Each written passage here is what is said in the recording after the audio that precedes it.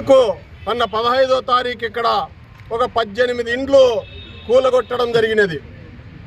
మరి ఇది అనంతపురం నగరం నడిబొడ్డన ఇంత అన్యాయం జరుగుతుంటే పెద్ద పెద్ద మీడియా పత్రికలన్నీ ఏమైనాయి, పెద్ద పెద్ద ఛానళ్ళన్నీ ఏమైనాయి, రాజకీయ పార్టీలన్నీ ఎక్కడున్నాయి, ప్రజా సంఘాలు కుల సంఘాలు దీని మీద ఒక తిరుగుబాటు చేసేటప్పుడు మిగిలిన వారంతా ఎక్కడ దాక్కున్నారు?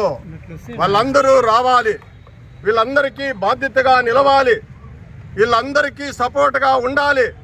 రాబోయే రోజుల్లో ఒక పక్క న్యాయపరంగా పోరాటం చేస్తాం, మరి ఓ పక్క ఉద్యమాలు ద్వారా ప్రజల్లోకి తీసుకెళ్తాం. ఇక్కడ జరుగుతున్న అన్యాయాలను చూస్తున్నాం. కోర్టులో జరిగిండేది ఒకటి, కోర్టులో అయిపోయిందని చెప్తుండేది ఒకటి. అంటే ఇక్కడ మేధావులు లేరా?